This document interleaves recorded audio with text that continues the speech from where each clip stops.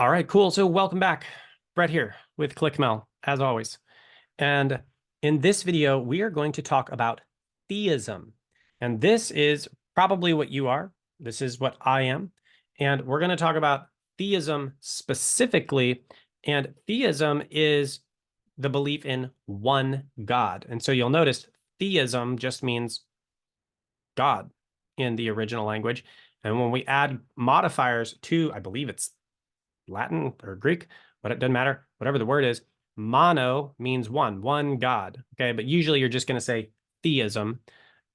That's just kind of the base. But if you say poly, it's many gods. If you say pan, it's all theism is God, all is God, pan, all God. And so you're going to add qualifiers to the theism to say it's something other than just God.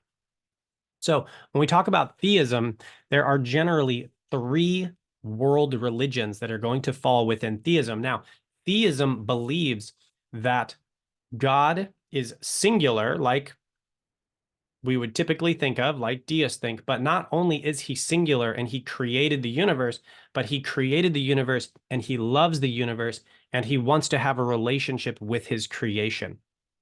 And this is going to also follow that, he is all powerful, all knowing, all good, all loving, whatever, all of the things, immutable, um, omniscient, omnipresent. Usually, I think actually in all three cases with the major world religions, they're going to see God as larger and outside of the universe in this sort of all powerful sort of way.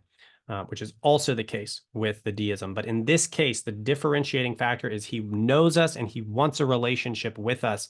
And that is a huge element of his character, where that would not be the case in deism. So now to break down sort of the three primary world religions that are going to be theistic in nature, you're going to have Judaism, which does believe in one God. It actually, you have Judaism and you have Christianity. And so Jews and Christians actually believe in the same God. There is just disagreement on some of the nature, some of the qualities of the nature of God. And what Jews are going to say is God is singular. He is one. There is no Trinity. It is just the Father on the throne.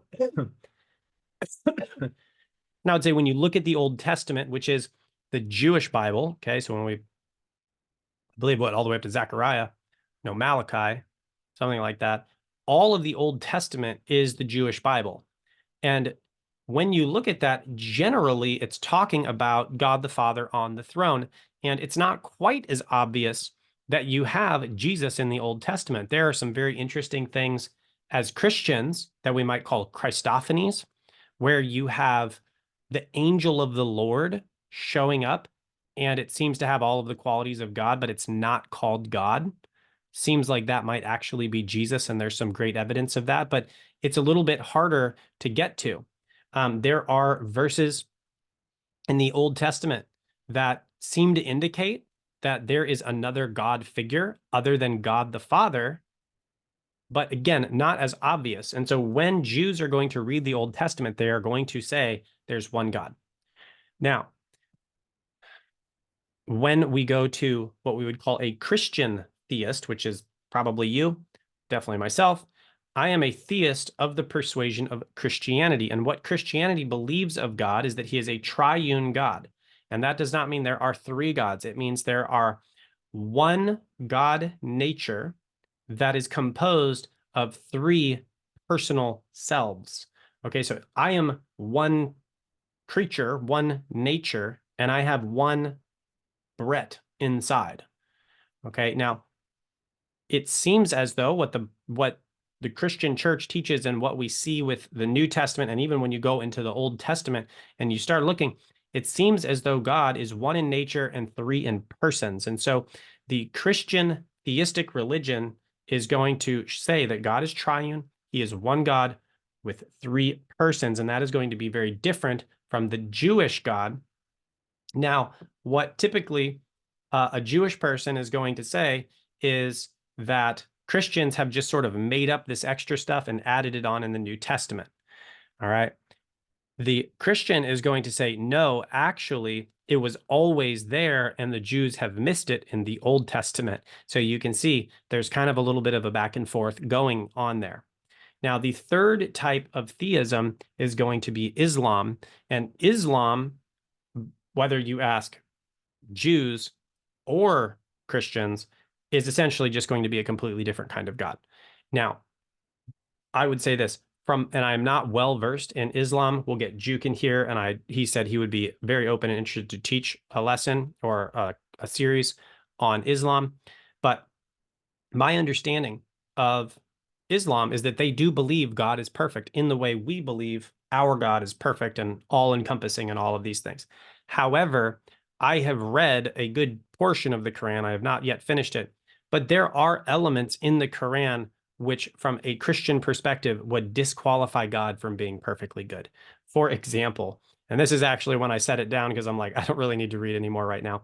I got to a passage in the Quran that was very much like Proverbs. So it's kind of standalone passages. And it's like, do not speak any evil. I should get the reference for this, but don't speak any evil. And it's okay, well, that's pretty good. I mean, a perfect God would tell you not to speak any evil. And it's something in fact, don't store up evil in your heart and don't speak any evil.